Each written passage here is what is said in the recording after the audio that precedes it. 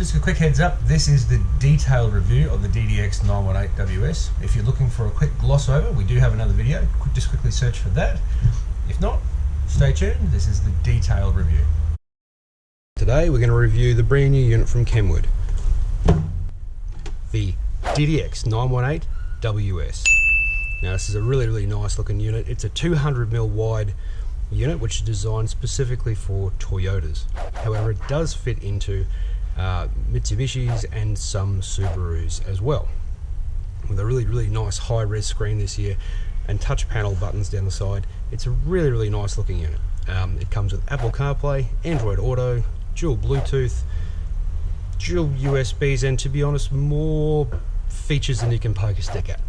So without any further ado, let's rip this thing open and see what's inside. First things first, the unit itself. Now it does still currently have its protective plastic on, but we will remove that in a second and show you the actual monitor. I'll give you a quick spin around and show you the unit itself. We'll go over the features in the back just a sec. So it's a little hard to see at the moment, but just down the side here is where your touch buttons are, and that is your 7-inch display there. Now this is a tilting screen, so this whole face section here is going to tilt out, sort of out that way, and that's all adjustable, and that's also how you gain access to the CD DVD slot that's in behind it. It'll physically tilt away and expose up the top here, along the top, a CD DVD slot. So let's have a quick look at the rear. Gotta love the sound from our neighbours. Sounds like he has a very big chalkboard that he's scratching his nails down. Okay, first things first, we have a HDMI input at the top.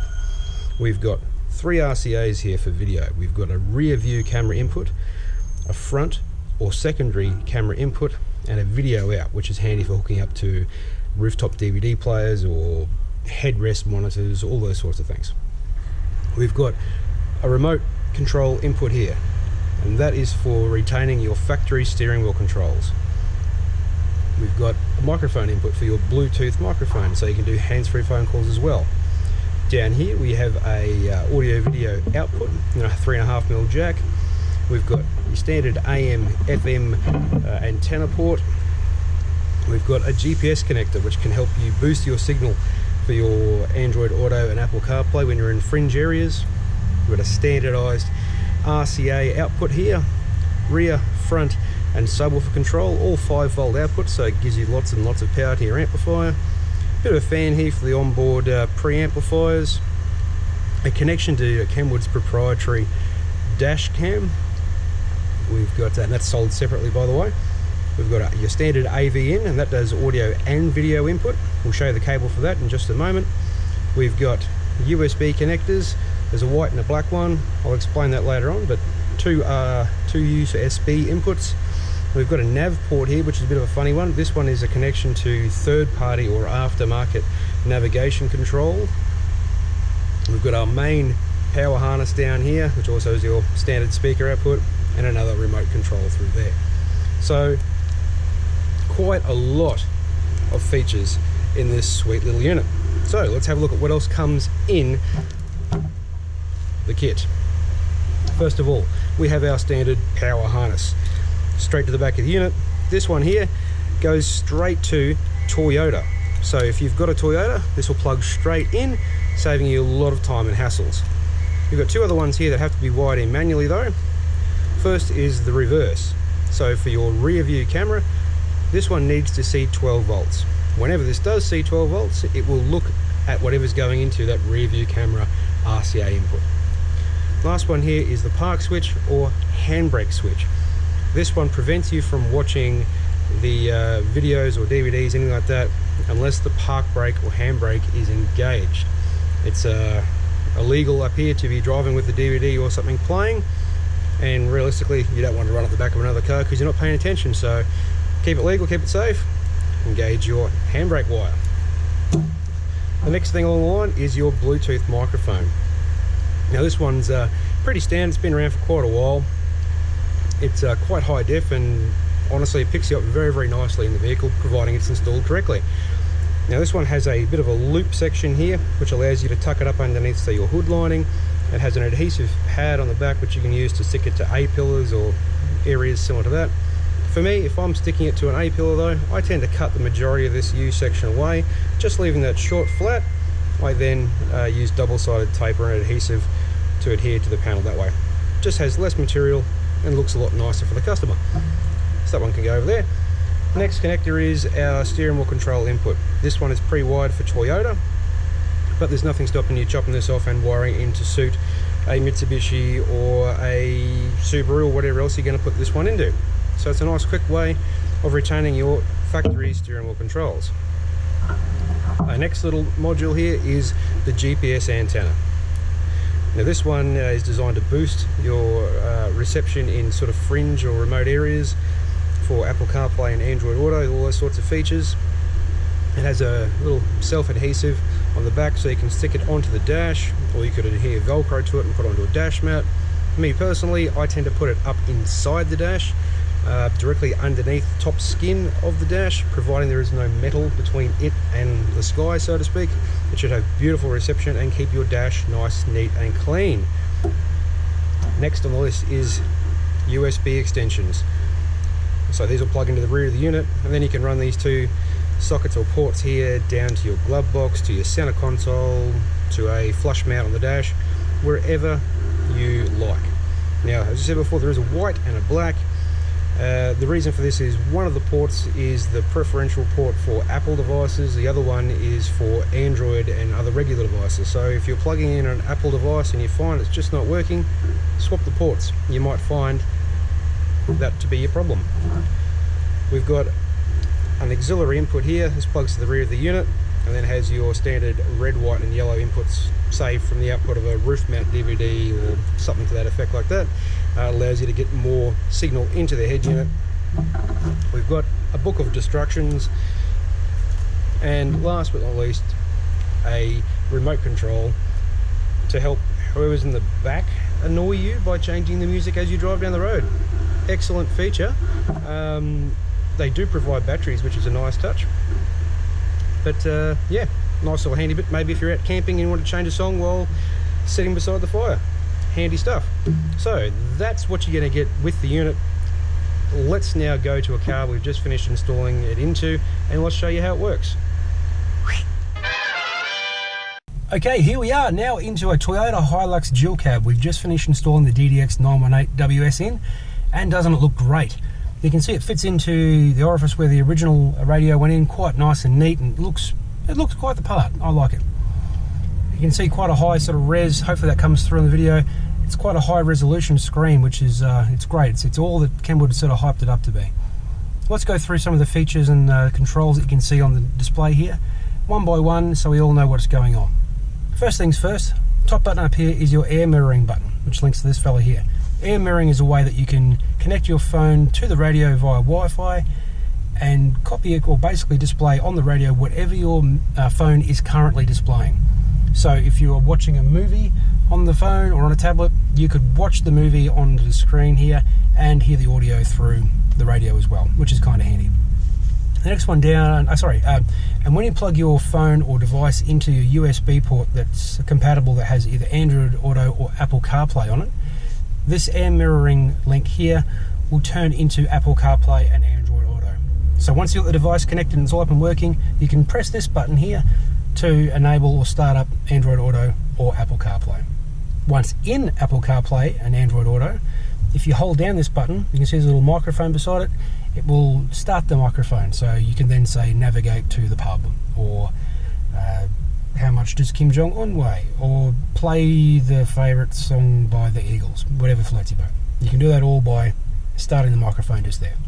The next button down is your two volume controls, so if you pop that, you can see a nice little display pops out from the side of the screen and disappears away again. It's a nice little extra visual touch there from Kenwood this year. The next button down is the home button. That's going to bring you back to this screen here from wherever you are on the unit. If you press that again, it usually takes you back to whatever you're currently playing. The button below it is menu. Now this has a couple of extra features which is kind of handy.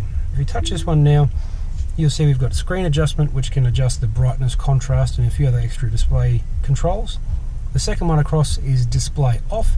That's going to give you the option to physically turn the display quite off. Very handy if you're going home at night and you just don't want that extra glare or distraction. You can turn the display completely off. A quick touch of the touchscreen will bring it back on. The next option across is camera. If you've got a reverse camera hooked up, if you press that button there, you will look out the rear of the car. We've set this vehicle up here to go on the reverse camera when you put it automatically into reverse and turn back off again when you come back out of reverse. So if you pop the camera button here, it won't do anything. Unless you have a forward-facing camera. If you have a forward-facing camera installed and hooked up, if you press that camera, you can now see we're looking at the front of the unit. Hello. And you can see it in real time. You can also go through and look at old videos and all that sort of stuff. But that is sadly an optional extra that does not come with this unit. That is the optional dash camera that we spoke of earlier on in the video. The next option here is setup, so it's a shortcut to all your adjustments and controls. The next one is purely the controls for your audio, where you can adjust all sorts of things. We'll go into those couple of ones a little bit later on. And the last one here currently says radio, but what its true function is go back to whatever you're currently playing at the moment. So at the moment we're listening to radio, so it's currently in radio. But if I go back to home and say hook up Bluetooth audio, now we don't have a phone connected at this point in time, so it's not going to show you anything. But if we now press menu, you'll see Bluetooth audio is now here. Back to radio, and that will go back to radio. It's literally a shortcut to go back to whatever you're currently playing. So if you're in the setup menu 3 or 4 layers deep, you just don't know what you're doing, you just want to get back out of it, you can literally hit menu, radio, and you're back to what you're playing. Nice and easy. So that's the menu one. The next little function down here is very, very handy. It's the eject button. It seems straightforward, but there's actually quite a few extra features into it. On this particular model, as mentioned earlier on, the screen can tilt and adjust. So if you press the eject button, it's going to ask you, would you like to adjust the angle of the screen? Or would you like to eject the disc? So you can adjust the angle through here. And every time you start the car up, it will remember what angle you set it at. Or you can eject the disc. Now that that's dropped out, you can see the CD, DVD slot displayed up through the back there as mentioned earlier. Once you pop the disc in, it will automatically close it up. Or if you accidentally opened it, you can just hit the eject button again and it will close back up. So it's a cool little feature. It allows you to adjust the screen to whatever, well, situation you're currently in. In a Toyota, the dash is leaned back a little bit already, so we leave it on position 0 to minimize any glare that might come through the front windscreen. Okay, so that's your main buttons down the side. Let's have a look at the home button ones down here. So you've got a link to all. So this one here is going to show you all the different apps that are currently available to you to use.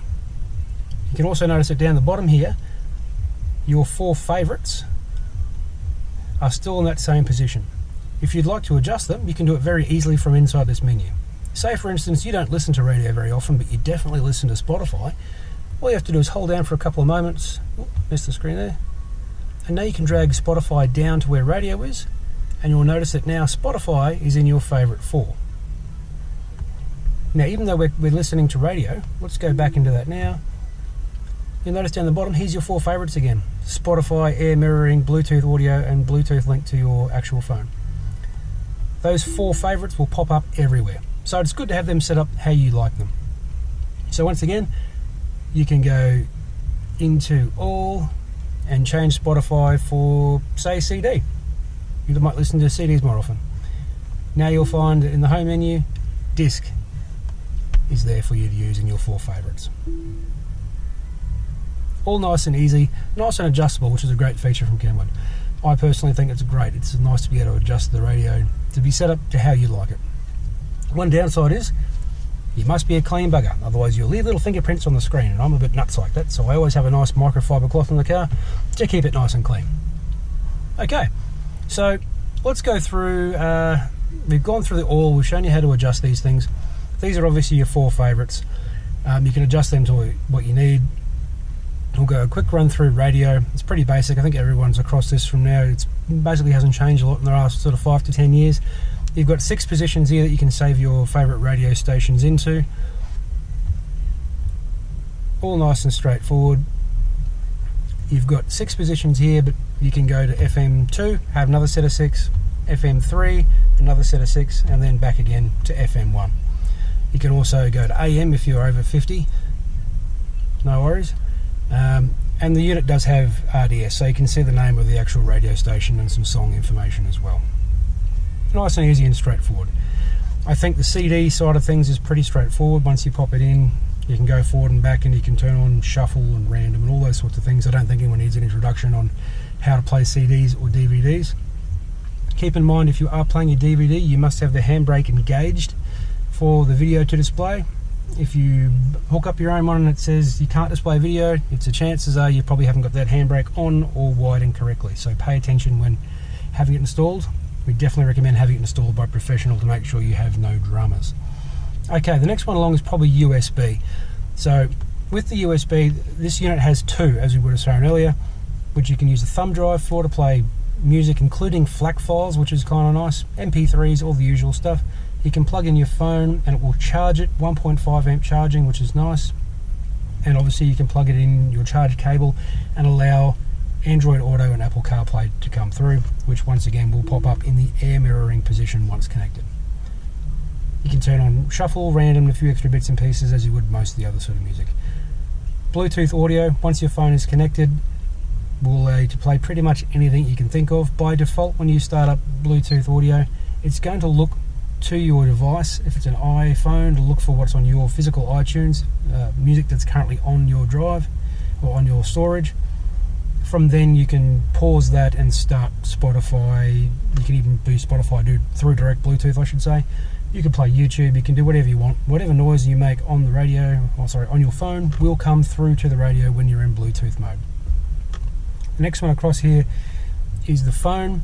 I haven't got one connected at the moment, but at the top here you're going to see a phone and a little clock. So that's basically your phone history. So that'll show you dialed calls, missed calls, and received calls.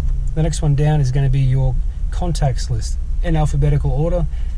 Now keep in mind, it's viewing what's on the phone. If you have your phone numbers saved on your SIM card, sometimes it will not see them. Make sure your phone numbers are saved on your phone. Hot tip if you're having a little problem with that. The next one down here is going to be favorites. You can go through and add like a speed dial to up to 6, I believe. No, sorry, 8 on the 918WS. 8 pre-select speed dial numbers. And you can select that by adding a number into that based on your phone book, or you can just type in a number if you know it off by heart. The bottom one here is enter any number you see on the side of a building on the back of a car, and you can dial it manually through that way. Now on here, there's a little bit of a blue section up here. Once your phone's connected, you'll see it in this box, but there's actually another grey little box which you might find a bit hard to see there on the side. That's for phone 2.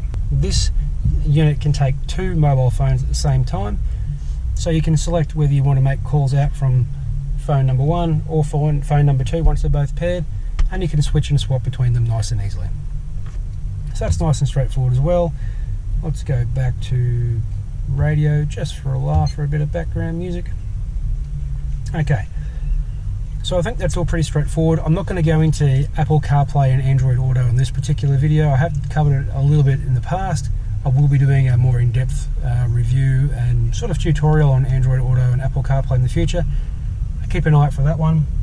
If there's anything else you need a bit of a tutorial into, feel free to leave us a comment in the box below. We'll be sure to get to it for you. So what's next on the menu? We've covered a lot of the basic things. Let's now go into a few of the settings. So we've covered radio, we've covered disc, USB, Bluetooth, that sort of stuff. Let's go into a couple of different settings on it. So let's go into the audio setting first. Let's go to that one. So you can see now in your audio setup, you've got quite a few different options to play with in terms of adjusting your sound to get the most out of it.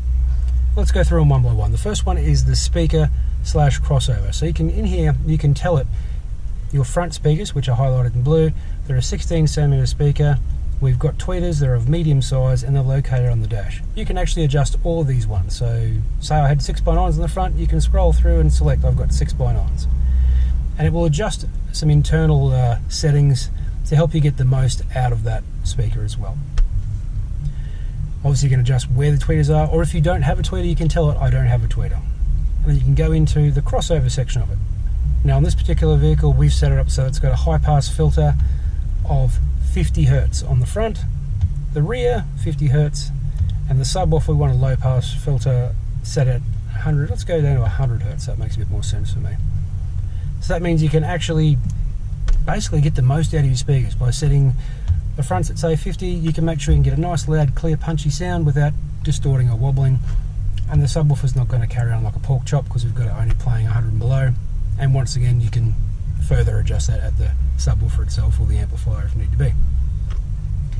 So that's a good way. You can go through, set what's on the front, set what's on the rear, set your subwoofer, go through the whole lot and adjust it to suit your needs.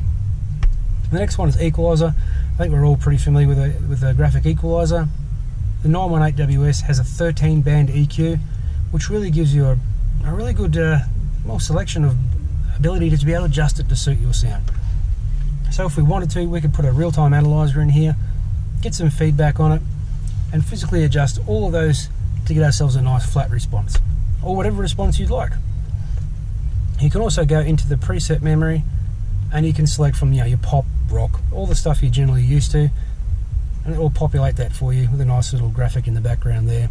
Or you can save up to 4 preset ones. So if you've got a particular equalizer setting for your style of music, you can save up to 4 of those in there for you, nice and easy, which I think is quite an excellent little feature. And adjusting it is honestly as simple as dragging your finger or selecting one particular band and adjusting it up and down. The high-res audio chip that's in this really does make it easy to get a good sound without a great deal of mucking around. Back to flat. Beautiful. Okay, the next thing along is position and digital time alignment. So from here you can adjust the delay on all of your speakers to help get your sound to your head at the same time. So you can add a front focus to the system, priority for the driver's seat, driver's passenger seat, or you can go to listening position and just say, look, I'm in the front right, I want my time alignment set to that. If you're more of a bit of an audiophile, you can physically go in and adjust the distance from your central listening position to each speaker individually, and adjust the delay by adjusting the delay itself, or by adjusting the distance physically from your listening position to it. So it gives you a few options in that regard. You can also adjust levels of each of them as well, which is a really, really nice way to, well round out the sound and make sure you're getting the most out of the system. Next one along is fader and balance. I'm sure everyone's pretty familiar with that. Next one is volume offset. So you can adjust the volume level of each particular source. So you can make sure that radio is significantly quieter than disc. I don't really have a practical use for this. I don't really use it, but it's nice to know that you can adjust things down. So you can make your AM radio louder than your FM one, if, for instance, AM tends to come through louder in your particular region. Either way, nice to know you can adjust it. I don't really have a great deal of use for it. Zone control is kind of handy. At the moment it's set to single zone, which means the front is going to be hearing what the back is hearing and vice versa. But you could change this to dual zone. And what this allows you to do is, say the front can be listening to radio, but the rear speakers can be listening to the output from, say, a roof-mounted DVD player or headrest-mounted DVD players. So if you've got 2 headrest monitors but 3 kids, and you don't want them fighting over your wireless headphones, you can make it so that their DVD of, I don't know, Frozen can come through the rear speakers and you can listen to normal music in the front without going batshit crazy, which is awesome. But for most, I leave it on single zone because I'm lucky enough not to have kids. Okay, next one, sound effect. Now most of you are probably familiar with bass boost and loudness, but there are a few extra ones in here which can help you adjust the sound. Supreme and Realizer can help you get a bit more of a warmer sound. Stage EQ can help you lift the sound stage a bit higher in the vehicle. If you've got a setup that doesn't have tweeters high in the door or doesn't have tweeters at all, you can use that to help lift the sound stage, or stage height I should say, sorry, I misspoke there. Which is a good way, once again, of getting the most out of your system. The last one in here, which I think is a great addition, and this one's only come in this year's model, this is audio memory. So if you go in like me and you spend a good half an hour or more going through adjusting the settings to just how you like it, you can now save your setup into memory.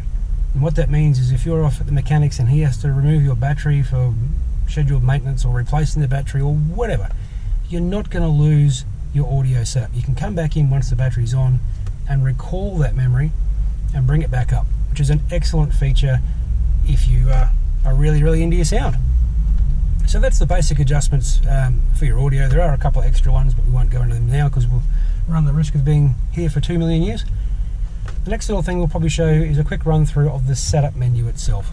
So in here you can see some adjustment for the audio visual ins, another link to the adjustment of the display.